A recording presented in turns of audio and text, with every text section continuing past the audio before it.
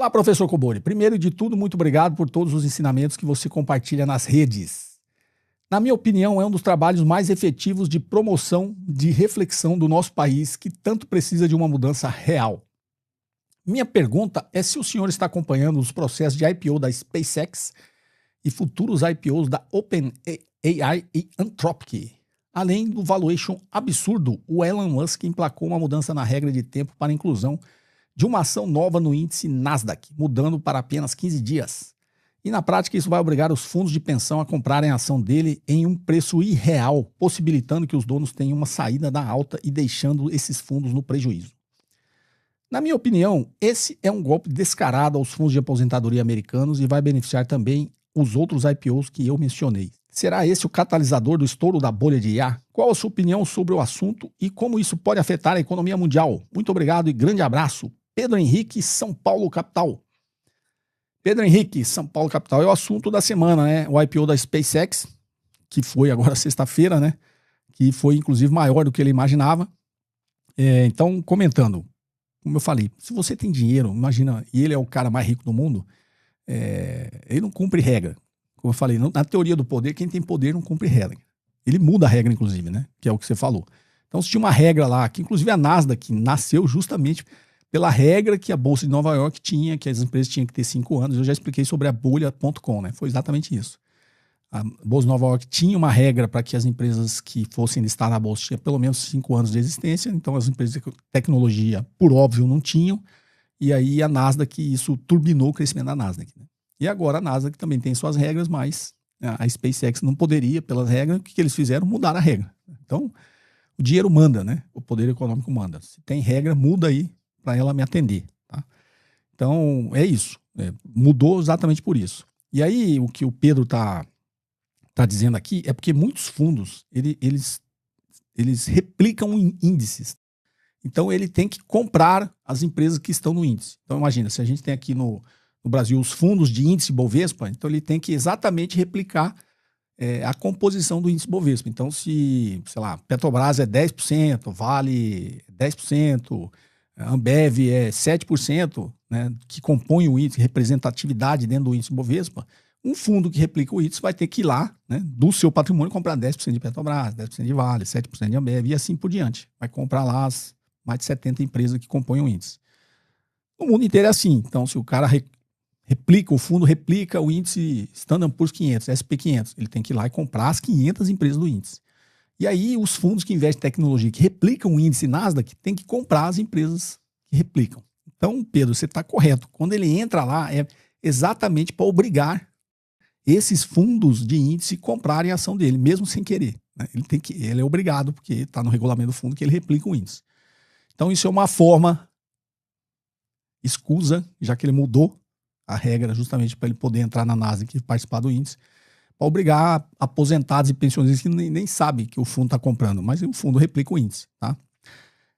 Isso me remete a uma fala, se não me engano, foi até não sei se foi do Peter Thiel ou do Sam Altman, que falou há um tempo atrás justamente isso, que a maior fonte, né, de recursos de liquidez é os fundos das aposentadorias, né? No caso dos Estados Unidos, dos estadunidenses todos, né, que têm dinheiro investido em fundo de pensão para aposentadoria. Esse seria, digamos assim, o mercado a ser atacado, né? Se a gente precisar de dinheiro, de lá que vai vir o dinheiro, a gente tem que tirar. Então, isso é uma forma de enganar esses investidores, esses aposentados e pensionistas que estão com o dinheiro de sua pensão, né, de sua aposentadoria, investidos em fundos de índice, tá?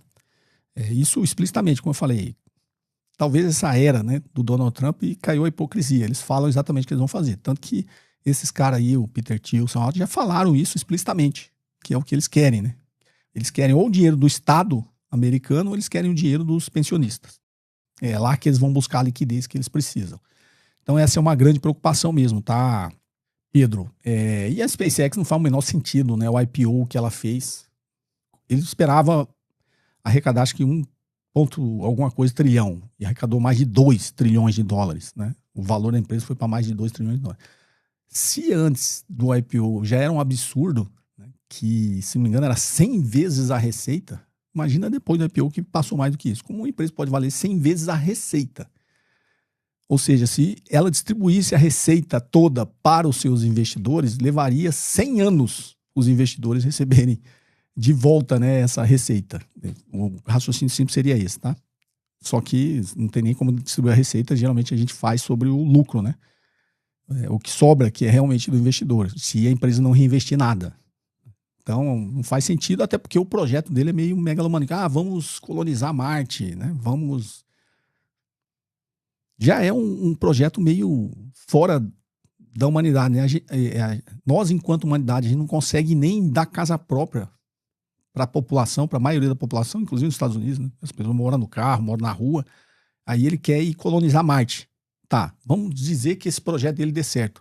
Quem é que vai ter condições de morar em Marte? Só os bilionários, né? Só eles. Só eles e os milionários vão morar em Marte. Aí vamos destruir a Terra, no limite a gente foge para Marte. Quem foge? Os bilionários e os milionários. Então, não faz nem sentido esse projeto dele, tá? Você investir nesse projeto dele. Se você for pensar friamente, não faz sentido.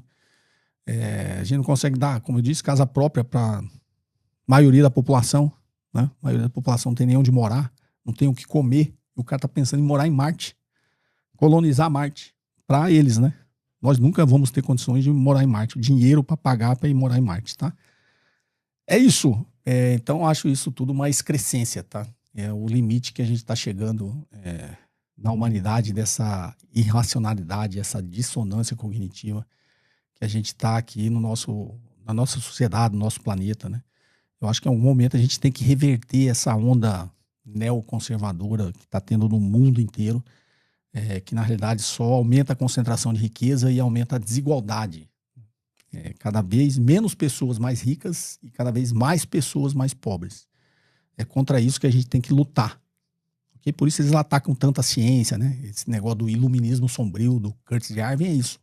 Por que eles elegeram atacar as universidades, os intelectuais, a imprensa e os artistas? É por isso.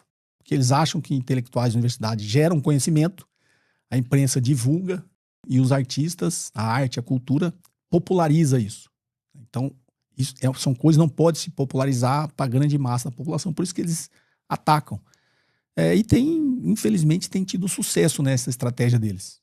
Porque quando a gente faz essa crítica, né, como que as pessoas que estão passando por essa situação de penúria, que são pobres, que não sei o quê, votam nesse tipo de ideia, né, nesse tipo de ideologia. É um sinal que eles estão tendo sucesso, porque eles fazem com que o conhecimento, a reflexão, não chegue na grande massa da população, atacando a universidade, atacando o intelectual, atacando a imprensa séria, obviamente. Quando eles não conseguem atacar, eles compram, né? A imprensa passa a falar a favor deles.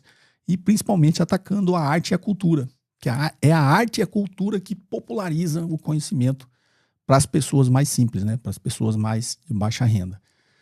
Por isso, é um método, tá? É por isso que eles atacam. E é contra isso que a gente tem que lutar. Ok, Pedro? Pessoal, eu abri uma confraria, a Confraria José Cobori. Eu me encontro com vocês uma vez por mês para a gente conversar sobre os assuntos do momento, o que está acontecendo, o cenário, falar sobre tudo isso que a gente já fala aqui no canal, mas num grupo ali fechado da Confraria José Cobori. Muitos de vocês sempre perguntam como ajudar que esse canal continue transmitindo informações com base na realidade, né, e para o bem da sociedade. Então, quem quiser participar, o link estará aqui na descrição. Confraria José Cobori, a gente se encontra lá uma vez por mês para debater os assuntos do momento.